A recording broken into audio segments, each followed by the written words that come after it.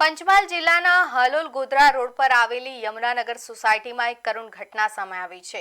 Plastic કંપનીમાં નોકરી કરતી પત્ની અને સ્ક્રેપના ગોડાઉનમાં કામ કરતા પતિ વચ્ચે છેલ્લા કેટલાક સમયથી પ્રેમ પ્રકરણની શંકાને લઈ અવારનવાર ઘરેલું ઝઘડા થતા હતા।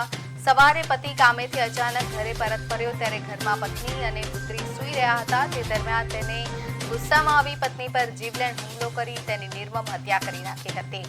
હૃદય કંપાવનારી ઘટનાને અંજામ આપ્યા બાદ આરોપી પતિ પોતે જ હાલોલ પોલીસ સ્ટેશને હાજર થઈ ગયો હતો। પોલીસે આરોપીની ધરપકડ કરી મૃતદેહને પોસ્ટમોર્ટમ માટે આગળ તપાસ હાથ ધરી છે।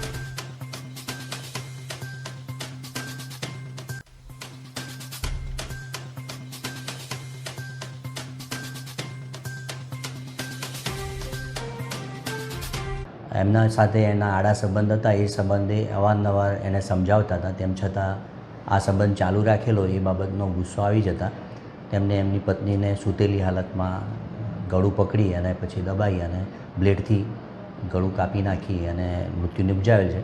એ અનુસંધાનમાં મરણ જનાર જે છે એમના પિતાશ્રી જસવંતભાઈ ગોપાલભાઈ સોલંકીની ફરિયાદ ભારતીય ન્યાય સંહિતાની કલમ 103(1) મુજબની લઈ અને કાયદેસરની કાર્યવાહી હાથ ધરવામાં આવેલ છે।